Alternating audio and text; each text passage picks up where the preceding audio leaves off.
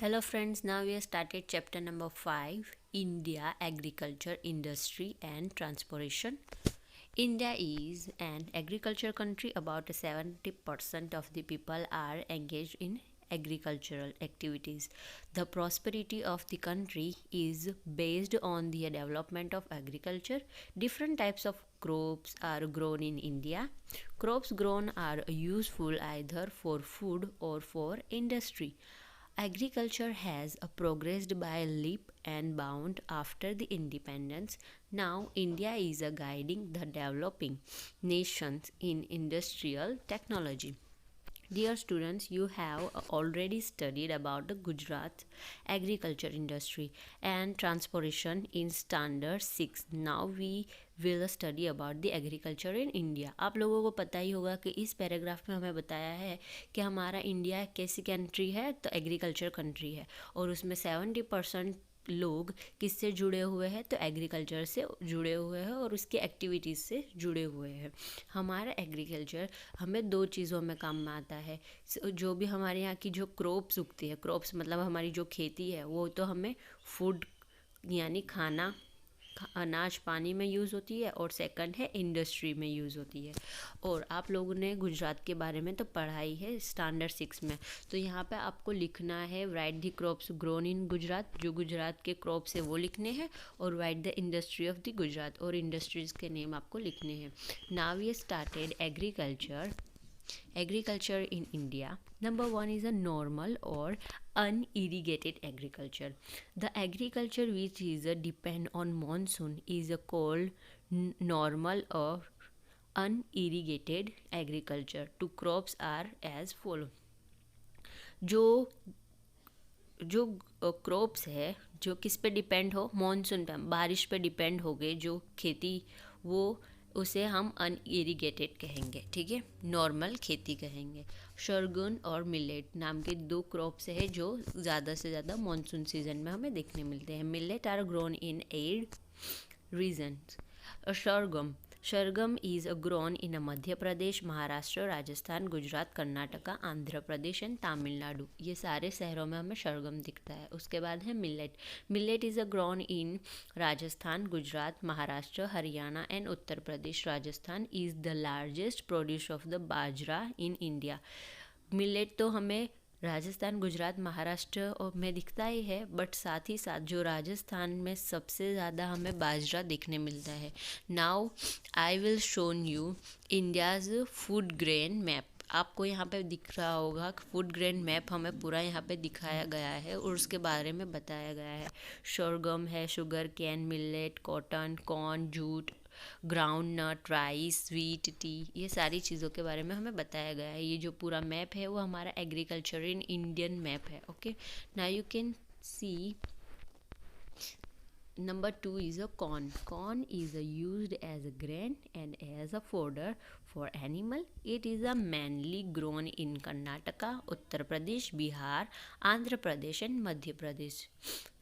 Corn तो आप लोगों को पता ही है कि हम लोग खाते हैं और ज़्यादा से ज़्यादा मानसून सीज़न में वो हमें अच्छे से अवेलेबल मिलता है. और ये हमें साथ इसकी जो खेती है, जो क्रॉप्स है, वो हमें कहाँ पे देखने मिलते हैं, तो कर्नाटका, उत्तर प्रदेश, बिहार, आंध्र प्रदेश और मध्य प्रदेश में. उसके बाद है groundnut require less rain. Groundnut को बहुत कम पानी चाहिए होता है. ग्रो इन गुजरात, ये ज़्यादातर गुजरात में होती है. Leading producers the groundnut in India. अक्खी इंडिया में सबसे ज़्यादा ग्राउंड नट हमें गुजरात में देखने मिलती है. It is also grown in Andhra Pradesh, Tamil Nadu, Maharashtra and Madhya Pradesh. 50% of the edible oil is extracted from groundnut. 50% तेल जो होता है ऑयल, वो हमें ग्राउंड नट में से मिलता है. सिंग तेल इसे कहा जाता है दूसरी भाषा में. Now you can see second number is the dry farming. During the monsoon season, water is collected in a low lying areas. A dry farming is a practice in such areas. Wheat grow well in such area. Dry farming मतलब जहाँ पे पानी की अछत हो, पानी हमें जल्दी मिलता नहीं हो, वहाँ पे बारिश भी कम पड़ती हो, तो वहाँ पे जो भी फार्मिंग होती है, जो क्रॉप्स उगते हैं, उसे हम ड्राई फार्मिंग कहते हैं. और वीट जो गेहूँ है, वो सबसे ज़्यादा ऐसे एरियाज़ में उगते हैं. उसके बाद है irrigation farming. The land where the farming is done. through irrigation, example well, lake, canal, etc. It is called as irrigation farming in India. On 30% of land irrigation farming is carried out. हम अगर farming करने के लिए सबसे ज़्यादा Wales, कुएँ का पानी, लेक्स का पानी, तालाब है, कैनाल्स का पानी यूज़ करते हैं, उसे हम इरीगेशन फार्मिंग कहते हैं. फर्स्ट नंबर है sugar cane. India is a leading producer of a sugar can in the world. पूरे वर्ल्ड में सबसे ज़्यादा शुगर कैन इंडिया में होते हैं. Hot and humid climate is the favourable for sugarcane. Sugarcane is grown in Punjab, Gujarat, Uttar Pradesh, Andhra Pradesh, Maharashtra, Haryana and Tamil Nadu. Gujarat में, उत्तर प्रदेश में, आंध्र प्रदेश में, ये सब अलग अलग जो शहरों के नाम बताए हमें बुक्स में, यहाँ पे सुगरकेन हमें सबसे ज़्यादा देखने मिलता है. उसके बाद है cotton. Cotton crops take 6 to 8 month to get ready. Cotton crop को रेडी होने में 6 से 8 मंथ लगते हैं. The sky should be a clear when it is harvested. It is mainly grown in Gujarat, Maharashtra, Andhra Pradesh, Haryana and Punjab. Now you can think you know, तुम्हें कुछ things है जो पता होनी चाहिए. Punjab is the leading producer of the wheat. Punjab में सबसे ज़्यादा गेहूँ उगते हैं. It is called the wheat bowl of India. उसे वीट बाउल कहा जाता है. Beside the Punjab, it is grown in Haryana, Uttar Pradesh, Bihar, Rajasthan, Gujarat, Maharashtra and Karnataka. Bhalia wheat of Bhal region of the Gujarat is the very famous. Oil is extracted from cotton seeds. It is called cotton seeds oil. Oil हमें कहाँ से मिलता है? Cotton seeds में से भी मिलता है. तो उस ऑयल को, उस तेल को हम कॉटन सीड्स ऑयल भी कहते हैं. Now you can see number 3 is jute. Jute crops take 8 to 10 months to get ready. The harvest steam of the jute fiber is first tied together and soaked in water to soften. The fibers are stripped from the stalk in a long strand and washed in a clear running water. Then they are used, hang up, spread on the thatched roof to dry. Jute is grown in West Bengal, Assam, Bihar and Odisha. जो jute है वो हमें सबसे ज़्यादा कहाँ पे देखने मिलता है? तो बंगाल, आसाम, बिहार और ओडिशा में. उसके बाद है paddy. Paddy is the an important crop of India. It is the staple diet of most of Indians. It is grown in West Bengal, Bihar, Punjab, Assam, Madhya Pradesh, Odisha, Kerala, Tamil Nadu and Gujarat. Now see 4 is a plantation. What is a plantation? You can see the picture of the plantation. When a certain crops are grown in the garden method and take care of the as a garden, it is called as plantation. अगर हम, हमारा एक garden है, उसमें रोज़ अच्छे से पानी डाल रहे हैं, वहाँ पे जो घास उगाई है उसे अच्छे से मेंटेन कर रहे हैं, तो उसे हम प्लांटेशन कहेंगे. It includes T, coffee, fruit orchids and vegetables, coconut palms extra. जैसे कि हम प्लांटेशन में छोटे छोटे जो प्लांट्स होते हैं उसके बारे में बताया है कि जैसे कि टी है, कॉफ़ी है, फ्रूट ऑर्किड्स है, वेजिटेबल्स है, कोकोनट पाम एक्स्ट्रा. उसके बाद है tea. The tea is grown on the slope of mountains where the forest are clear. Water logging to near the roots of the tea plant. It is harmful for the plantation.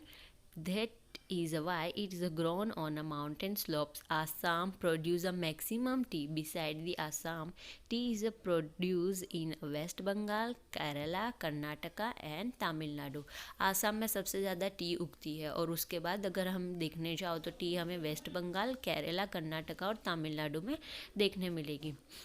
Okay और इसे हम हमेशा mountains पे ही उगा सकते हैं, नीचे ज़मीन पर नहीं उगा सकते क्योंकि ये हमारे प्लांटेशन को क्या पहुंचा सकती है, हार्म कर सकती है. थिंग्स टू यू नो, कुछ थिंग्स है जो आपको जानने जैसी है कि India is the leading producer of the T in the world. पूरे वर्ल्ड में सबसे ज़्यादा चाय हमारे इंडिया में ही उगती है. Discovery of the coffee of plant. Coffee का प्लांट की एक छोटी सी डिस्कवरी है कि Kaldi daily took his a goat for grazing. Kaldi नाम का एक चरवाहा है जो अपने बकरियों को चराने ले जाता है. He was a fed up with the flocking of the goats. One day ate the fruit of the plant which his goat were eating and also felt fresh. Thus he introduced a coffee to the world. Coffee is the produced in Karnataka, Tamil Nadu and Kerala. ऐसा बताया कि वो एक बकरी ने उस fruit को खाया, वो फ्रूट को उसने चेक किया, उसने खा कर देखा, किसने, काल्दी ने, फिर उसे पता चला कि ये क्या है, तो ये कॉफ़ी प्लांट है, और फिर पूरे वर्ल्ड को पता चला कि ये कॉफ़ी, और कॉफ़ी वहाँ से प्रोड्यूस हुई, और कॉफ़ी इंडिया में कर्नाटका, तमिलनाडु और केरला में सबसे ज़्यादा देखी जाती है। अब हम स्टार्ट करेंगे irrigation. Monsoon in India is irregular and uncertain. Most of the state experience secondary rainfall of the short period of time. Due to uncertain rainfall, more than one crop is rarely grown on an entire portions of the land. Hence, to increase agriculture production, irrigation is a necessary. Irrigation एक necessary चीज़ है. अगर हमारे India में monsoon कैसा irregular है, मतलब regular नहीं है, इरेगुलर वो कभी भी पड़ता है, तो उस वजह से हमारी जो खेत पैदाश है, जो हमारे क्रॉप्स है, उस पर बहुत नुकसान होता है. और मेन पूरे ईयर में मेनली एक दो बार ही हमारे क्रॉप्स अच्छे से उग पाते हैं. तो हमें यहाँ पे देखना है जो थिंग्स है जो हमें पता होनी चाहिए. The length of the Indira canal is 9425 kilometre. It is the longest canal project of the world. पूरे वर्ल्ड में सबसे बड़ी कैनाल है Indira canal. It is because of the canal that the barren land of Rajasthan has become a fertile form farming. Rajasthan में farming करने के लिए ये कैनाल को बनाया गया था. Now you can see industries. अभी हमने फार्मिंग देख लिया, फार्मिंग मीन्स एग्रीकल्चर देख लिया. अब हम जा रहे हैं इंडस्ट्रीज की तरफ. Industries are classified into 3 types on the basis of investment, number of employee and quantity of production. Industry को हम 3 टाइप्स में डिवाइड कर सकते हैं. इन्वेस्टमेंट मतलब हमें उसके ऊपर कितना पैसा लगाना है. नंबर ऑफ एम्प्लॉय, हमारे पैसे से कितने लोग काम करेंगे. एंड क्वांटिटी ऑफ प्रोडक्शन, और वो लोग क्या काम करेंगे, किसके ऊपर काम करेंगे, क्या प्रोडक्ट बनाएंगे. ठीक है. तो फर्स्ट है cottage industry. When people make a thing at home in which the investment is a very low, like incense, stick, papad, furniture, pickles, extra, is a called cottage industry. जो घर में चीज़ें बनाते हैं, गृह उद्योग कहते हैं जिसे गुजराती में, जैसे कि पापड़ है, फर्नीचर है, पिकल है, स्टिक्स है. पिकल्स मीन अचार. ये सारी चीज़ें जो घर में बनाते हैं उसे हम इंग्लिश में कॉटेज इंडस्ट्री कहेंगे, और गुजराती में उसे हम गृह उद्योग कहेंगे. उसके बाद सेकंड है small scale industry.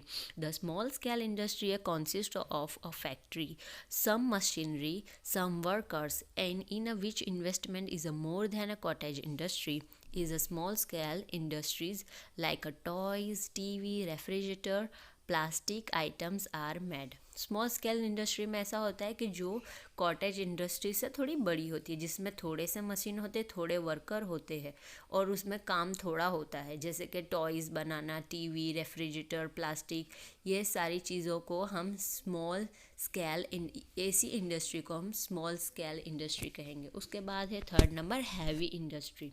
The heavy industries are those industry in which big factory. Heavy industry मतलब वो इंडस्ट्री होती है जो बड़ी सी फैक्ट्री होती है, बिग मशीनरी, वहाँ पे बड़े बड़े मशीन होते हैं, and large number of workers to work.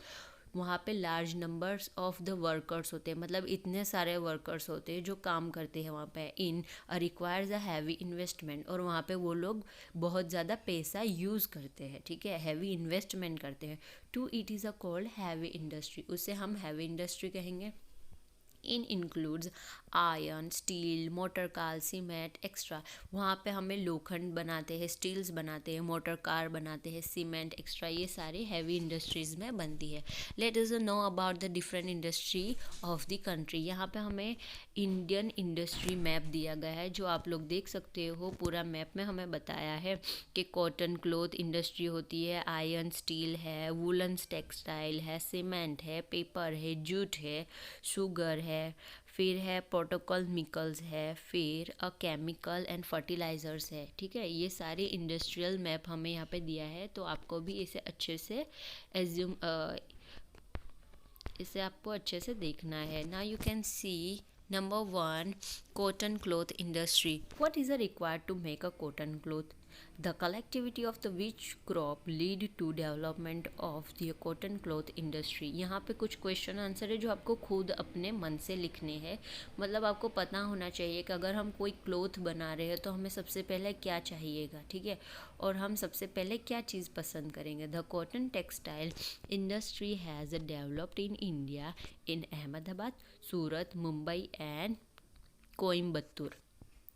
Cotton की सबसे बड़ी जो इंडस्ट्रीज़ है इंडिया में वो सिर्फ 4 जगह पे सबसे फेमस है. अहमदाबाद में, सूरत, मुंबई एंड कोयम्बतूर.